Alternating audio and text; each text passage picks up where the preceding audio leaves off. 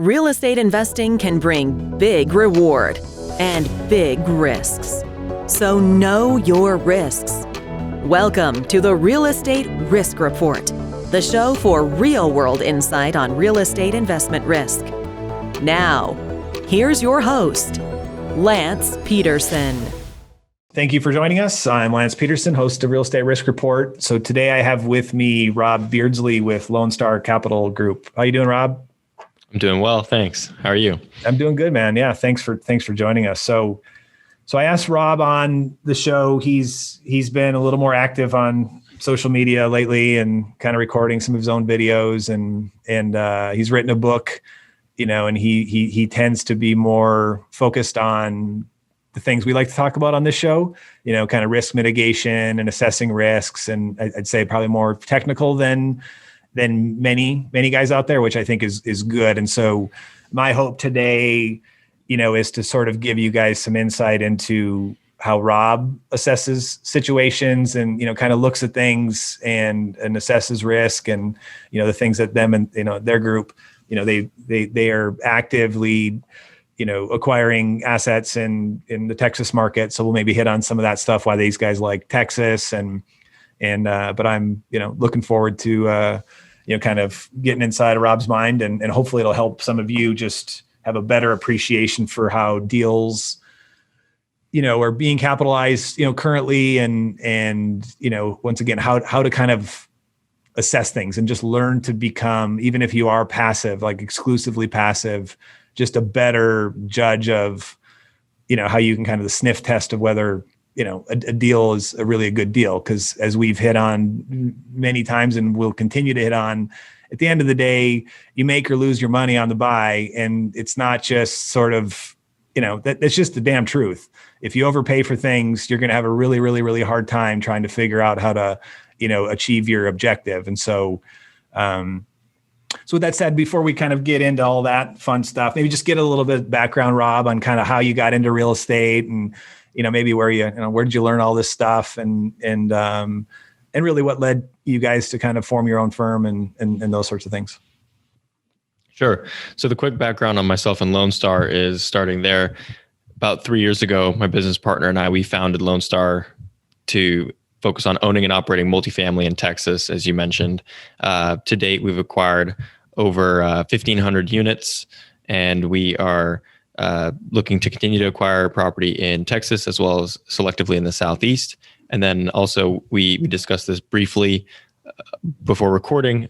Last year in 2020, we launched our preferred equity strategy, which for those that aren't familiar, it's a strategy that straddles the line between debt and equity, where essentially we're partnering with other sponsors providing equity, but have certain rights and remedies and stated returns that are more like debt. And so that allows us to partner with more folks as well as get into more geographies that we aren't experts in particular.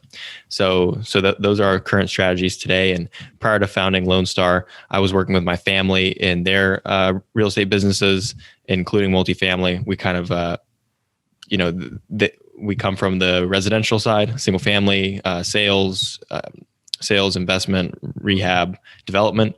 But then we started learning about multifamily and started really transitioning away from single family and exclusively to multifamily. And then shortly thereafter, I went out and started my own firm. Yeah, very good. So kind of real estate sort of in the blood, so to speak. It's a bit of a family business. Absolutely. Yeah, very good. So yeah, let's sort of maybe just start with, why Texas? Because are you from Texas? No. So I'm from California, and I currently live in New York City. Got it. So what is it about Texas? I mean, it might be, some obvious, but just what is it that you love about the Texas market, and cause you to get into it and why you bullish on it kind of moving forward?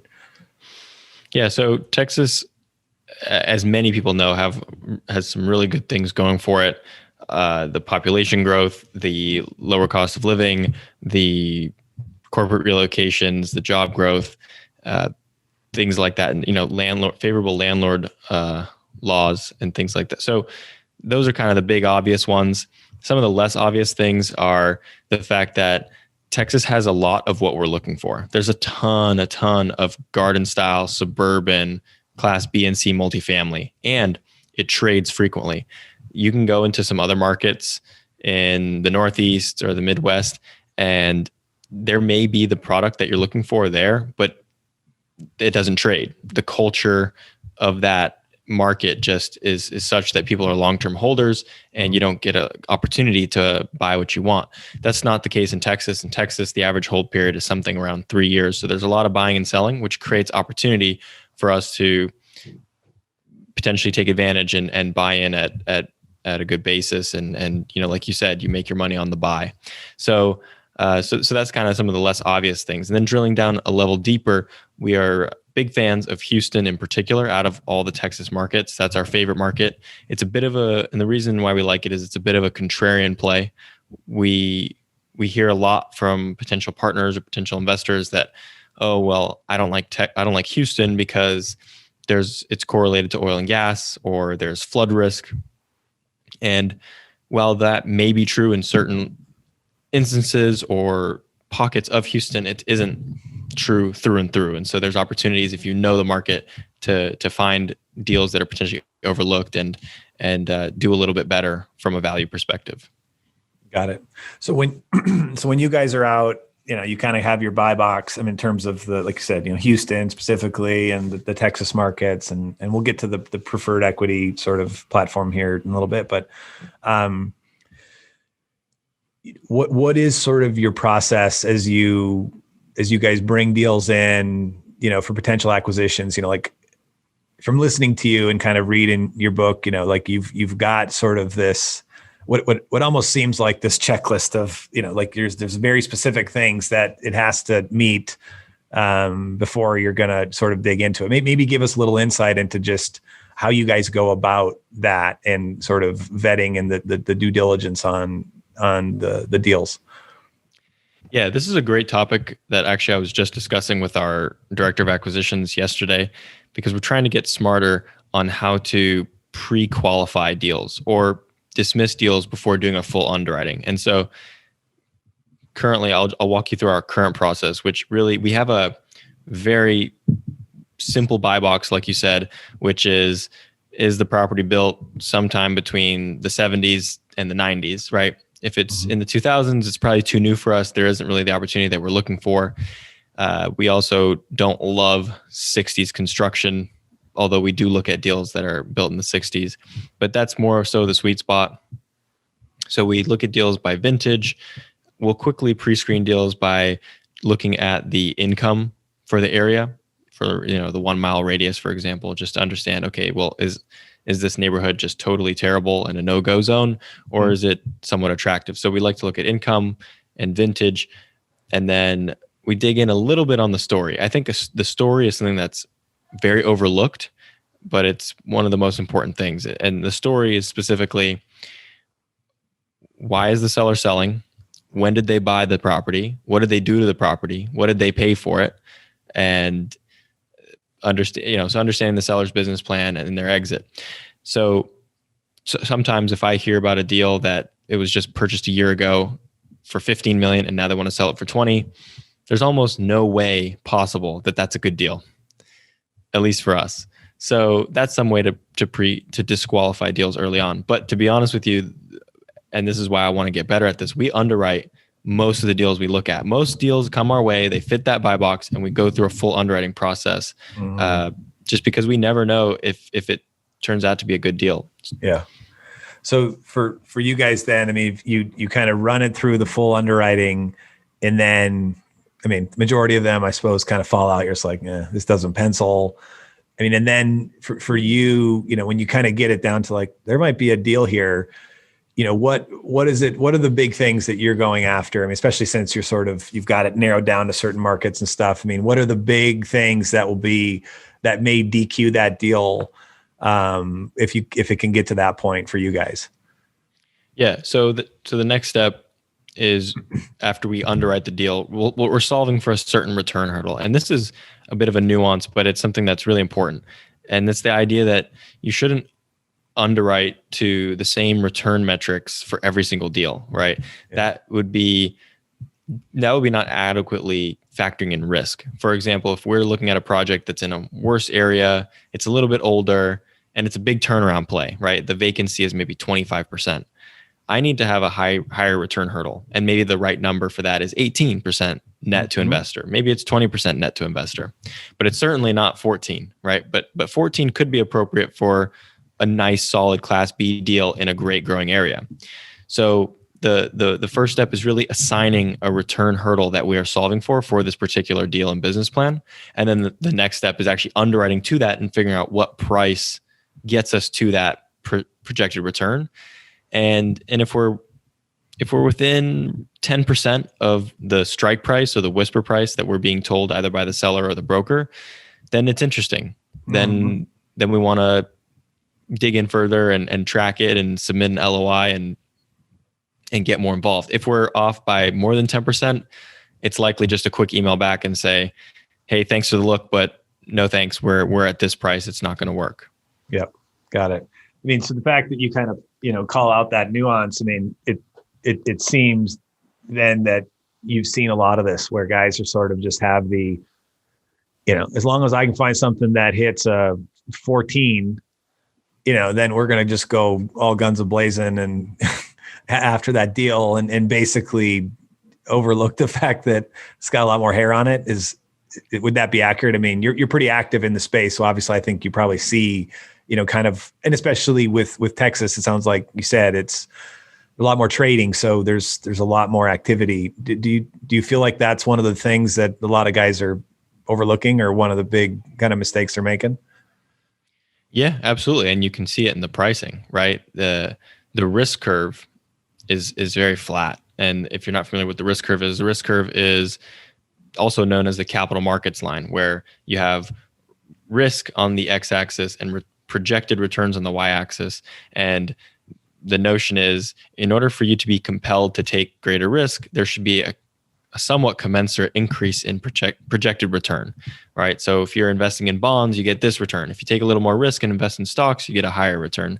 And so when I say the risk curve is flat, the incremental increase in projected return is very minimal as you take more risk. So when you're looking at the pricing of a really old, crappy deal in a bad neighborhood, it doesn't differ that much from a nicer, newer property in a better location, which is crazy to see. But it speaks to the fact that people are out there looking to take more risk and they're bidding up the riskier assets in search of those higher returns. Yeah, exactly. And I think that's a good segue into why you guys started the preferred equity platform was just being in it, hey, pros of Texas, lots of trading, lots of stuff, but then the cons are a bunch of guys who are bidding stuff up. Is that accurate? It's just for you guys, just like, dude, we're not going to get into that. I mean, we're saying no too much because everyone is just doing stupid stuff. So we need to find another way to play while we're, while we wait for maybe this stuff to kind of come down the other side, or maybe give us some insight into why you decided to do that platform. Yeah, you're right on the money there. And before we go over to the pref side, I'll just finish on the return nuance that we talked about. And because this is the risk report, I wanted to add this clarification. When I say I need a greater return for this type of deal, and it needs to be an 18, for example, it's not because I'm greedy and that I want to extract big returns out of a certain situation. It's actually a risk mitigator. So by adjusting your return need, it's going to actually lower your price, and lowering your price helps you have, lower debt in absolute terms, and you have likely better coverage ratio. And so just all the risk metrics will pass better if you're seeking that higher return. It's inverse thinking, but seeking a higher return is essentially meaning you're willing to pay a lower price. And so that's actually keeping us out of trouble by adjusting our returns. Yeah, no. And I think that's just it, is it's, once again, this is where, the beauty of it is that these are inefficient markets. Compared to the public markets or the equity markets or whatever, right? But this is the issue though too, is that it's inefficient, but it doesn't mean that people won't go and overstretch, meaning be willing to accept a 14 when they've really taken on risk that should have rewarded them with, 18 or 19 or 20. And And I think too, that's where it's like, it's the risk adjusted return. Like you've got to think through what, especially as the passive investor, because it's not just about the gross return. Like I said, you can underwrite the deal and you referred to it, I think correctly, where you're saying net to the investors, net to those who have no control, who don't get a say, because obviously to the degree that it doesn't, then it's not marketable. Even if the gross return is hitting that mark, if you're basically going to squeeze a bunch of the value out and it puts them below there, that's the position they're in, the risk they've taken, and they're not being rewarded appropriately. And you see a lot of this in the smaller deals where you just look at some of this stuff is crazy, like, with the kind of friends and family stuff that people get away with, where they're going, I'll give you 6% preferred return on a ground up development deal. And I'll keep 80% of the profit and give you 20, or just like weird things. And guys come to me and they're like, I just want to keep doing the way I'm doing it, but I want to like raise money from everyone else and their brother. I'm going, dude, unfortunately, the rest of the world isn't that dumb. Right. And they're not going to do that deal, because why would they? Right. Like they're taking on way too much risk and not getting any return. And so just because you've been able to, do $20 million worth of transactions, from those people, doesn't mean that, the rest of the world's going to be, interested in getting involved at that level, so, but I think that is the big thing. Right. And once again, for the passive investor, especially by the time it hits them and it's being offered to the market and it's got pretty pictures and, and all this sort of stuff. I mean, that's the heart of it for them too, not just for the Rob Beardsleys of the world who know how to go there. I mean, everyone needs to be approaching it that way. And instead of fixating at times on things that, why are you guys charging a 2% acquisition fee? Or why do you like, they tend to go and like make a big deal about things that are like, dude, you're focused on the wrong thing. I mean, at the end of the day, if you invest your money in this deal, are you going to be compensated for the risk that the operator, are bearing to execute that strategy? I mean, no one knows. That's a crystal ball, but you need to be thinking that way. So, I mean, I love that you've clarified that. And I think that that's at the heart of everything is what is this deal? And then backing up and saying, so I'll get this, if they do everything they said they're going to do, I'll get this, is that fair? And obviously some of this stuff you see is that some of these pro formas that sponsors put out, I mean, the assumptions are just never going to happen. I mean, that's the other issue. It's just, we're going to see rent growth. We're going to raise rents $400 a unit. And it's like, okay, like, when, like how, never, like that's not going to happen.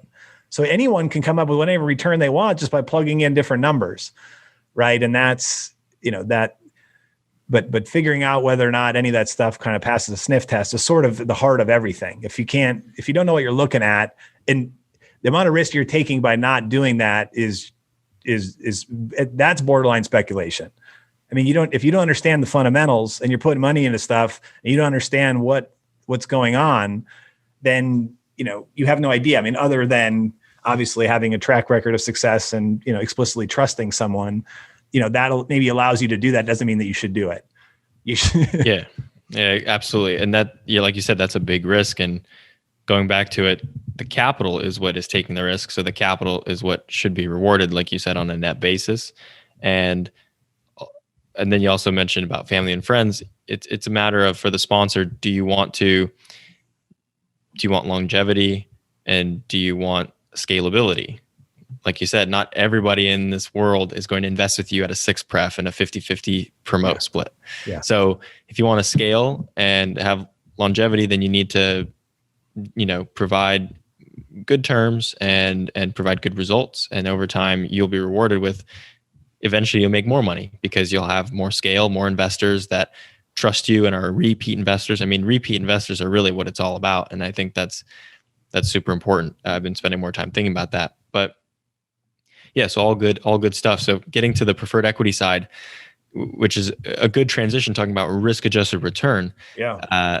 So not all returns are created equal. And it's much easier to understand that when you're actually shifting from product to product or position in the capital stack. And so just to define preferred equity a bit more for those that are unfamiliar, it's a structured equity product whereby it sits in the most senior position in the equity only subordinate to the senior loan. So it gets paid first on cash flow, paid first on a refi, paid first on a sale, but it typically has a fixed rate of return and doesn't participate at all in the upside. So it has a bounded upside, right? A fixed rate of return, but theoretically an unlimited downside, right? The deal could default and you could lose all your money. So pref has an interesting risk profile, but certainly you can look at where it sits in the cap stack and understand that it has that equity cushion and determine that it is less risky than just straight common equity.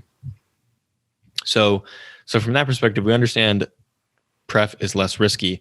Now we have to look at the return and say, is the risk adjusted return, does that make sense? And so what we have seen, and part of the reason why we launched the strategy, is that many deals underwrite from a common equity perspective at a lower prospective return than what could be achieved on a preferred equity basis. And that's just, that blows you away when you can get the same or better return in a less risky position. Yeah. Yeah, exactly. And then, and that's sort of where you guys, you go sit in that position. Let's just say it's, like you said, that you don't get a share in the upside, but it might be, when all's said and done and it liquidates and they execute the plan, you're entitled to a 12, like a 10, 11, 12%, or maybe more, right? It can go up to what? 15, 16. Yeah. If it's development pref can be 18%. Yeah. And then, and then of course the benefit too, right, is that does to some degree juice the returns for the common equity folks as well, right? Because they're not having to share. Right. But so when you guys are doing that, I'm always interested in obviously what I've heard, senior lenders aren't super stoked about kind of like mezz debt behind them. Obviously to the degree that it's equity, they're fine with, more fine with it. Right. But for guys that are in the game, isn't that the other piece of it, is that you're not necessarily afraid to have to step up and take over a project either? Is that kind of give you that ability to, unlike having to foreclose or like take out the first, and it's all messy stuff. Are you negotiating sort of rights to, hey man, if you guys don't do this or this, whatever, we've got a right to potentially step in and take this project over? Right. It depends on the senior lender. So when you're looking at preferred equity, there's, I think, a 2-way, 3-way negotiation. One where you're negotiating with the senior lender to get approval for the things that you want to be able to have in the operating agreement as the preferred equity member. You want to have the right to force a sale. You want to have a maturity. You want to have default interest. You want to have, like you mentioned, a springing management agreement where you can take over the property if there's some sort of trigger. So you're trying to throw at the lender everything that you can get approval for, and the lender makes the decision at the end of the day. And at the same time, you're negotiating with the borrower to get those things approved as well. And so to answer your question about the management, certain lenders allow for it, certain lenders don't allow for it. So basically, every deal is unique. We're always working within the context of each deal as it relates to the lender and the borrower to see to put the whole preferred equity terms together. Yeah, and then in terms of for you guys, like revenue recognition on that position, is it because it acts like interest, but it might have some sort of real time pay component, like maybe it's a 6 or 7 or 8 real time if the project supports it, which of course then would be that also presumes then you're having income allocated to you for that amount. But what about the accrued part? Like, is there tax liability to you guys? Like the part that's being accrued, it's not recognized, it's not realized income, right? Because then that would make it debt. Yeah. So, and preferred equity is interesting because you're trying to be a shapeshifter, and in the eyes of the IRS, you want to be equity. In the eyes of the lender, you want to be equity. In the eyes of the borrower, you want to be debt. So, talking about the taxes of it, many preferred equity providers don't seek tax benefits from the deal, but we do, just given our investor profile. So we want prorated tax benefits, meaning if we're investing $2 million out of 5 total, we want 2/5 of the taxes coming our way, of the tax benefits rather. And so our preferred equity position can get bonus depreciation to offset that income. And then when we refi out or sell and have to recognize those gains associated with the accrual component of our return, at that point, that'll be a capital gains tax liability. Yeah. Yeah. Got it. Yeah. So yeah, that makes sense. And then for you, and then it just becomes, to the degree that the deal supports it, if it is sort of a value add deal or whatever, it's got in place cash flow, then you guys just like the senior lender or whatever. I mean, it generates cash flow to the degree that it can support it, which may vary depending as the project is stabilized. Is that accurate?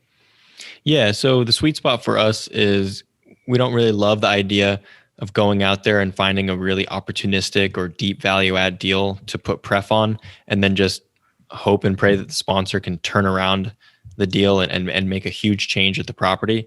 Because at the end of the day, if something like that is executed, the common equity could see a 20, 25, 30% return.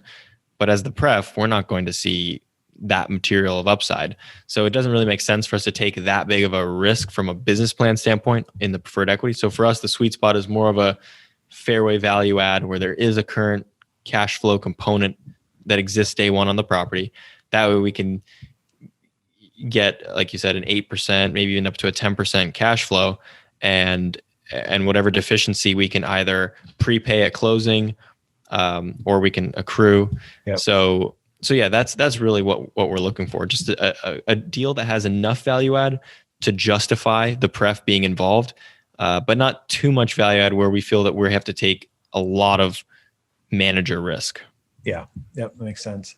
So from your perspective, now you guys have this platform. I mean, if you had it your way, and obviously capital's constraint probably coming into you guys as well, but I mean, like, have you gotten to the point where you feel like there's a lot more deals out there that are getting done that should sort of incorporate, is there a bunch of deals out there that are getting done that could have supported a pref equity position right in the deal that don't have it? Like, are we going to see it? Is it going to become more prevalent? I mean, I'm already seeing people doing kind of dual offering, common equity, preferred equity, syndicated, right? Which is sort of, which I think makes sense too. It splits up the risk. And if you want to be a little more high and dry in the deal, I think those things are great.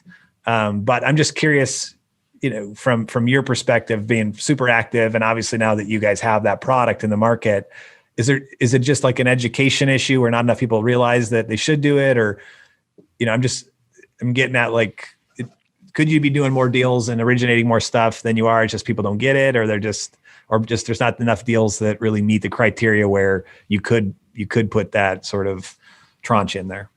So it's definitely an education, I don't want to say issue, but once people do learn about it, they're very excited. So to the extent they aren't knowledgeable about it, then yes, that's an issue. But many people are, and there's a big demand for it, particularly in the lower middle market, where we're talking about deals. I'd say the lower middle market is like deals less than 25 million. And what's really interesting about that space and why it's such a compelling place for us to be in as well is the fact that the vast majority of preferred equity providers have a minimum check size of $4, $5, or $10 million. Mm-hmm. And those check sizes cater to much larger transactions. If you think about it, preferred equity can typically be something like 10% of the capitalization of a deal. Yep. So if the minimum was $4 million, that's a $40 million deal. So, and then, that goes 40, 50, 100 million. Yeah. So the lower middle market is totally neglected from a preferred equity perspective. And there are reasons for that. It is hard for that capital formation process to occur at these small dollars. There's just less profit and still the same headache. So it's understandable, but it just leaves a blue ocean for us to participate in. And what's also really interesting about the space is when you're talking about this lower middle market, that's where the non-institutional guys play that don't have access to big funds and institutional investors, and they're raising money and it's hard to raise money. And a preferred equity partner like us bringing them $1, $2, $3, $4 million in one check is very compelling. So it's a great intersection of supply and demand. Good. And I thought that's what you'd say. And it's good to hear. I mean, because that's, most of the clients I deal with are those guys. I mean, that's sort of the lower middle market, a lot of the real estate syndicators. And I'm always amazed at, and obviously it's easy for me to say I've been exclusively on like the structuring side, and pooled investment vehicles. And so I spend every day of my life, and that's all I talk about. So it's easy to sort of, you assume when you come up for air that like everyone else sort of understands all that stuff. But then you realize like, that's not, they're worrying about something different all day long. So when it comes to capitalizing their transactions in the different ways they could do it, it does seem that a lot of it is just like, they don't understand that there's more options. Right. And then unfortunately, many of them then are busy chasing things that will never happen. Right. Like, I've only been doing this for 2 or 3 years, and they're trying to like get institutional capital or something. And I'm just like, how will that ever work for you? Right. Like, don't you realize like if they're institutional, it means they got like billions of dollars they're trying to allocate. It has to be worth their while. Right. They want to write $50 million checks, $100 million checks. It's not because they hate you or they think that you're not worthy. It just doesn't make sense. Right. So, definitely interested in sort of passing the word along to all the guys I'm talking to, like, hey, save yourself some heartache here, right? Because I mean, you do hear it a lot. They're going, well, we kind of limit it to, we only do like deals that require a $5 million equity check, and they feel stuck, like they can't kind of, they're passing on deals, whether it's true or not, who knows, right? But everyone, they want to go like $10 million checks. Well, if you could have a preferred equity kind of partner, right, and it's a good deal, I mean, then you can get that slug sort of taken care of. Not to mention, I mean, the deals that we've done on the Fairway America side, that have had a preferred equity. I mean, it's nice being in the common equity. You really love the deal and you're in the common equity position. I mean, the returns are pretty damn good. Like it's nice to have that extra layer in there too. So I'll definitely do my part to help spread the good news about that. So anyway, anything else that, any great, parting stories on just implosions or deals you've seen, or guys just got their ass handed to them, sort of the cautionary tales? Any parting advice for our passive investor set of, Rob's word of wisdom of something to keep on, focused on when you're looking at these sorts of deals? Yeah, there's a ton. I think the thing that we've seen for the last long period of time is this bull market. And I like to say a rising market or bull market washes away all sins, right? It hides all the mistakes, and you get bailed out. And it's not a bad thing. It's a wonderful thing. And great returns have been generated via cap rate compression, not necessarily through management expertise or through perfect purchases, but so the idea there is and I don't think that we're going to see a crash, and I don't think all of a sudden the tide's going to go out and we're going to see who's swimming naked. I don't think that. I think people who are swimming naked are still going to be all right for a while, and maybe I don't know what's going to happen. But the point is, since the economics of deals are going well, a big focus is the partnership. And because even in a perfectly growing market, the partnership can go sour, and that can put stress on a deal in many ways, via lack of capital or through unproductive management disagreements and things like that. So understanding the people of the deal, I think, is very important. People are quick to sign up for a deal or for a market and say, anything in Phoenix, I want it. Yeah. But it's really good to understand the people. I think the people are really important. Basis is huge, but if you have the right people, you can turn a mediocre deal into a good one.